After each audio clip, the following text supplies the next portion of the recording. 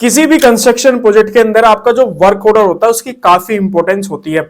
आज के वीडियो के अंदर मैं आपको एक लाइव प्रोजेक्ट का वर्क ऑर्डर जो है वो आपको दिखाऊंगा, जिसके अंदर हम आपका जो इंपॉर्टेंट पॉइंट्स होते हैं उनके बारे में आपका डिस्कस करेंगे कि क्या क्या इंपॉर्टेंट पॉइंट्स जो है वो आपका वर्क ऑर्डर के अंदर होते हैं।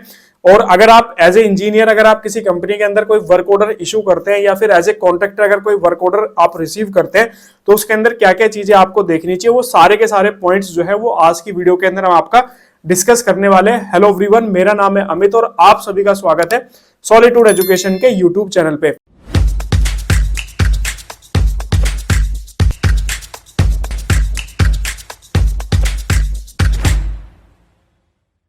चलते हैं आपका लैपटॉप की स्क्रीन के अंदर और आज का जो हमारा टॉपिक है उसकी आपका शुरुआत करते हैं। तो मैंने यहाँ पे एक वर्क ऑर्डर जो है आपको अपनी स्क्रीन के अंदर दिख रहा होगा, एक वर्क ऑर्डर की कॉपी जो है आपका यहाँ पे ओपन की हुई है। जो कंपनी की डिटेल्स थी उसको मैंने यहाँ पे जो है आपका हाइड कर दिया है आपका, और अभी यहाँ पे सारी चीजें जो है डिस्कस करेंगे। सो यहाँ पे बेसिकली जो ये वर्क ऑर्डर है ये आपका एक पेंट वर्क का आपका ऑर्डर है। एक बेसमेंट है आपका कमर्शियल बिल्डिंग के अंदर जिसका आपका पेंट वर्क जिसके अंदर आपका होना है विद मटेरियल टोटल, ये आपका कॉन्ट्रैक्ट है। और यहाँ पे अगर आप देखोगे तो इस पोर्शन पे आपको उस कंपनी की डिटेल दी जाती है, बेसिकली जो कंपनी आपका वर्क ऑर्डर इशू कर रही है, और यहाँ पे आपका जो कंपनी आपका वर्क ऑर्डर जो है वो आपका रिसीव कर रही है। सब्जेक्ट के बारे में अगर आप देखोगे तो यहाँ पे साफ साफ लिखा होगा work order for painting and finishing works in basement, ठीक है, 1 और 2 जो भी आपका ये साइट है उसके बारे में आपका यहाँ पे डिटेल दी गई है। 1 बाय 1 सारे पॉइंट्स जो है वो आपका डिस्कस करते हैं। सबसे पहले अगर हम लोग बात करें तो यहाँ पे स्कोप ऑफ वर्क, जब भी कोई भी वर्क ऑर्डर आप इशू करो या फिर कोई भी वर्क ऑर्डर अगर आप रिसीव कर रहे हो तो उसके अंदर आप जो है स्कोप ऑफ वर्क जो है आपको जरूर चेक करना चाहिए। बेसिकली स्कोप ऑफ वर्क से हमें यह पता चलता है कि एक्चुअल में हमें जो है आपका क्या वर्क जो है वो आपका करना है। तो यहाँ पे साफ साफ लिखा हुआ है कि जो वर्क स्कोप ऑफ वर्क है वो आपको सेम एज करना है जो कि आपका बिल ऑफ क्वांटिटी के अंदर आपका मेंशन है। तो यहाँ पे इसने बिल ऑफ क्वांटिटी का आपका रेफरेंस जो है वो आपका दे दिया। तो थोड़ा इसी पीडीएफ को अगर हम नीचे की तरफ स्क्रॉल करेंगे तो यहाँ पे लास्ट में इस वर्क ऑर्डर के साथ में जो है आपका बिल ऑफ क्वांटिटी भी आपका अटैच है। इस बिल ऑफ क्वांटिटी के अंदर आप देखो ये जो डिस्क्रिप्शन होता है किसी भी आइटम का बीओक्यू के अंदर, ये बेसिकली स्कोप ऑफ वर्क हमें बताता है कि हमारा जो इस पर्टिकुलर आइटम के अंदर हमें जो है आपका क्या क्या काम करना है। तो जब भी अगर आप वर्क ऑर्डर इशू कर रहे हो या फिर अगर आप वर्क ऑर्डर रिसीव कर रहे हो तो आपको ये बिल ऑफ क्वांटिटी जो हमारा बीओक्यू होता है उसको जरूर आपको पढ़ना चाहिए। उससे हमें जो है आपका स्कोप ऑफ वर्क पता चलता है, साथ ही टोटल क्वांटिटी हमें पता चलती है, रेट का पता चलता है और फाइनल जो हमारा अमाउंट होता है उसके बारे में हम लोग आपका बात करते हैं। ठीक है, ये हो गया आपका स्कोप ऑफ वर्क।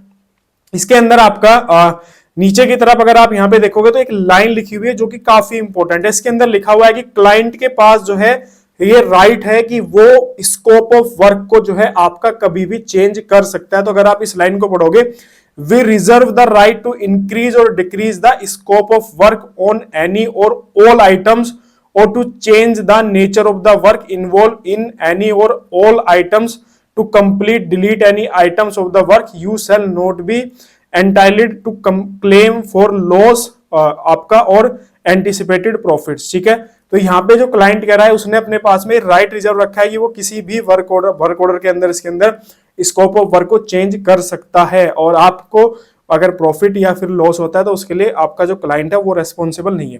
इसके बाद नेक्स्ट यहाँ पे वर्क ऑर्डर के अंदर होता है आपका कि आपको टोटल कितने अमाउंट का वर्क आपको जो है यहाँ पे दिया जा रहा है। तो यहाँ पे आपका देखो 28,85,036 रुपए का आपका जो है टोटल ये अमाउंट है जो कि आपको दिया जा रहा है। इसके अंदर आपको सबसे पहले ये चेक करना है कि ये आपका जो हमारे टैक्सेस और जो अदर कंप्लायंसेस होते हैं वो इसके अंदर इंक्लूड है या फिर आपका एक्सक्लूड है। तो अगर आप इसको देखोगे जो हमारा 28,85,036 रुपए है इसके अंदर आपका सब कुछ इंक्लूडिंग है, ठीक है, एक्सक्लूडिंग नहीं है। मतलब आपको ये जो प्राइस होगा इसके अंदर आपको टैक्सेस वगैरह सब कुछ आपका इंक्लूड रहेगा। यहाँ पे आप देखो इंक्लूडिंग ऑल टैक्सेस, जीएसटी वगैरह जो भी लगेगा, इसके अलावा लेबर सेस वगैरह और जो भी अदर जो गवर्नमेंट के कंप्लायंसेस वगैरह होते हैं वो सब कुछ इसके अंदर आपका इंक्लूड रहेगा। तो अगर आप एज ए कॉन्ट्रैक्टर अगर आप वर्क ले रहे हैं, ठीक है, तो आपको ये चीज ध्यान रखना है कि जो वर्क ऑर्डर हमारा है उसके अंदर क्या क्या चीजें, जो अमाउंट है उसके अंदर क्या क्या चीजें इंक्लूड और क्या क्या चीजें आपका एक्सक्लूड है। ठीक है, और कंपनी के लिए भी आपका इंपॉर्टेंट हो जाता है। इसके बाद नेक्स्ट आता है तो यहाँ पे पेमेंट की टर्म्स आपका मेंशन है। तो यहाँ पे आपका साफ साफ लिखा हुआ है कि 90% जो पेमेंट है वो आपको रिलीज किया जाएगा हर एक आरए बिल के ऊपर। 10% जो अमाउंट है वो आपका जो है होल्ड कर दिया जाएगा जब तक कि आप जो है सक्सेसफुली जो है फाइनल वर्क जो है वो कंप्लीट नहीं करते हैं। ठीक है, तो 90% आपको पेमेंट दिया जाएगा और 10% आपका पेमेंट जो है वो होल्ड कर दिया जाएगा। यहाँ पे आपका कंपनी की डिटेल्स है कि किस नाम से बिलिंग वगैरह होगी, वो सारी चीजें। इसके बाद में नेक्स्ट यहाँ पे आता है कि आपका कि बिल पेमेंट जो है वो आपको कितने दिन के अंदर क्लियर मिलेगा। ये काफी इंपॉर्टेंट होता है। अक्सर ना इस बात को लेकर काफी साइट पे डिस्प्यूट भी हो जाता है आपका कि हमने बिल लगा हुआ है और 2-2 3-3 महीने हो गए, आपका पेमेंट ही क्लियर नहीं हो रहा है। तो अगर आपके वर्क ऑर्डर के अंदर ही आपको पहले से ये मेंशन करवा लेना चाहिए कि कितने टाइम के अंदर आप जो है पेमेंट क्लियर करोगे। तो यहाँ पे साफ साफ लिखा हुआ है कि 15 डेज के अंदर जो हमारे रनिंग बिल होंगे उसका 15 डेज के अंदर आपका पेमेंट क्लियर हो जाएगा, और आपका जो फाइनल बिल होगा उसका 13 डेज के अंदर आपका जो है पेमेंट आपका क्लियर हो जाएगा।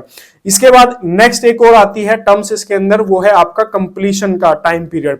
ये क्लाइंट के लिए भी काफी इंपॉर्टेंट होता है और आपका कॉन्ट्रैक्टर के लिए भी काफी इंपॉर्टेंट होता है। तो वर्क ऑर्डर के अंदर आपको जो है जो कंप्लीशन टाइम है किसी भी प्रोजेक्ट का वो आपको मेंशन करवा लेना चाहिए। यहाँ पे अगर आप देखोगे तो 180 डेज का यहाँ पे टाइम पीरियड जो है वो आपका मेंशन है कि 180 डेज के अंदर जो है आपका टोटल ये जो टाइम है मतलब जो काम है वो आपका यहाँ पे कंप्लीट कर देना चाहिए। ठीक है, इसके अलावा अगर आप नीचे की तरफ आओगे तो यहाँ पे रिटेंशन मनी देखो रिटेंशन मनी के अंदर क्या होता है कि जो भी आप बिल जमा करते हो उसमें से ना कुछ परसेंटेज ऑफ अमाउंट जो है बिल आपका वो डिडक्ट हो जाता है, और वो पेमेंट आपको लास्ट में मिलता है कि जब आपका प्रोजेक्ट भी कंप्लीट हो जाता है, और प्रोजेक्ट के बाद भी 6 मंथ 1 ईयर 3 ईयर के बाद मिलता है। वो डिपेंड करता है कि आपने किस टाइप का वर्क किया। जैसे जनरली वाटर प्रूफिंग वगैरह के वर्क होते हैं उनके अंदर कुछ वारंटी वगैरह भी आपका रहती है, तो वो जो टाइम पीरियड होता है उस टाइम पीरियड के बाद ही आपकी रिटेंशन मनी आपका जो है मिलती है।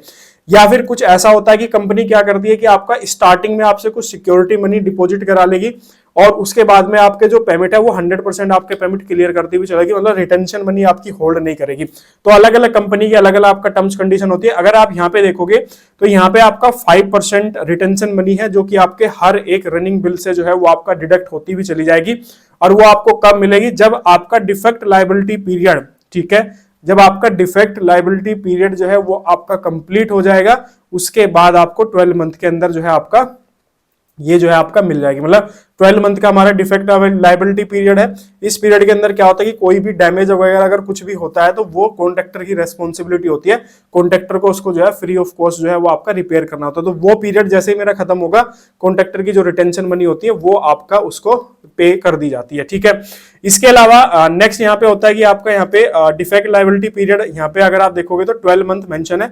ये ऊपर भी हम लोगों ने देखा था कि 12 मंथ था, तो यहाँ पे भी आपका 12 मंथ मेंशन है।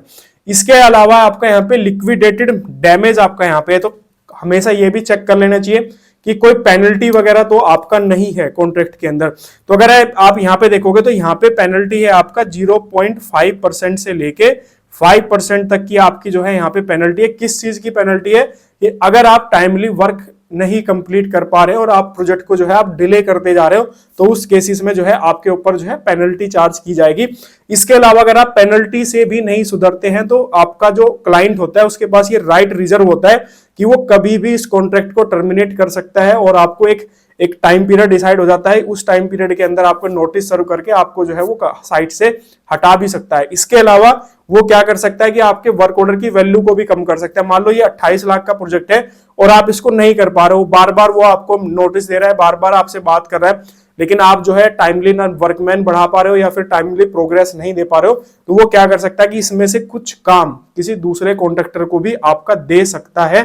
तो ये चीज आपको ध्यान रखनी है कि ऐसा नहीं कि ये वर्क ऑर्डर आपको मिल गया तो आप 100% सिक्योर हो गए कि भाई अब 28 लाख का काम, अब इसमें से 1 रुपया भी कोई और नहीं ले जा सकता। अगर आप वो चीज कंप्लीट नहीं करते हो, टाइमली कंप्लीट नहीं करते हो, तो कॉन्ट्रैक्टर जो है आपके इस टाइम पीरियड को मतलब कॉन्ट्रैक्ट को अमाउंट को रिड्यूस भी कर सकता है। ठीक है, और यहाँ पे अगर आप देखोगे तो इसके अंदर ये जो है इन केस यू, आपका देखो यहाँ पे टर्म्स लिखी हुई भी है कि in case you fail to achieve the required target milestone and the quality of work at any stage to our satisfactions or delay the work, then we shall be liable to get the balance whole work done through the other vendors। ठीक है, तो यहाँ पे साफ साफ इसके अंदर आपका लिखा हुआ है कि अगर आप जो है नहीं काम कर पाते हैं तो इसका जो है वो किसी दूसरे से भी किया जाएगा।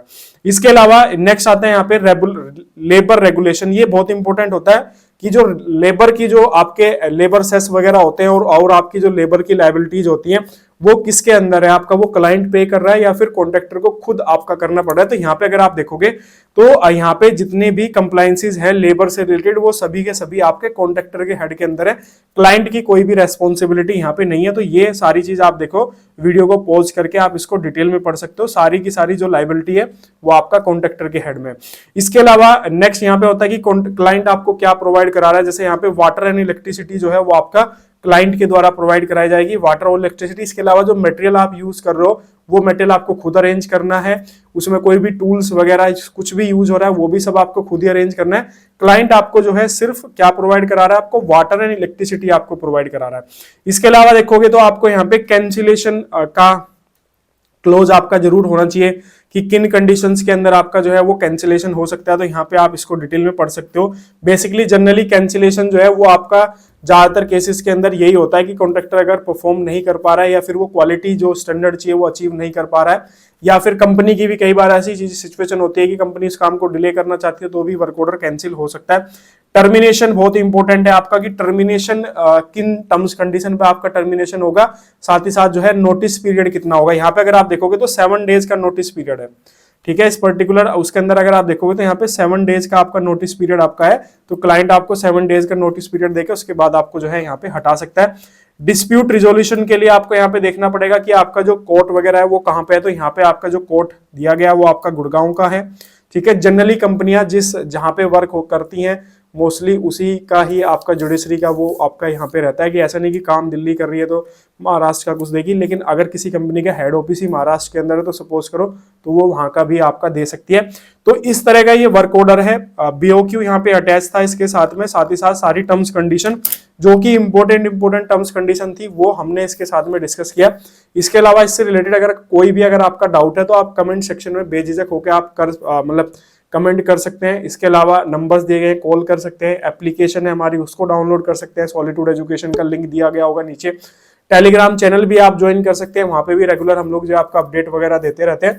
बाकी किसी अदर टॉपिक से रिलेटेड अगर वीडियो चाह रहे हैं तो उसको भी कमेंट सेक्शन के अंदर मेंशन कर सकते हैं, उससे रिलेटेड भी वीडियो आपको हमारे चैनल पर देखने के लिए मिल जाएगी। तो मिलते हैं आपसे नेक्स्ट वीडियो के अंदर। चैनल को जरूर सब्सक्राइब कर लेना और वीडियो को शेयर कर देना ताकि बाकी इंजीनियर्स का भी आपका बेनिफिट्स हो सके। तो ओके, थैंक यू।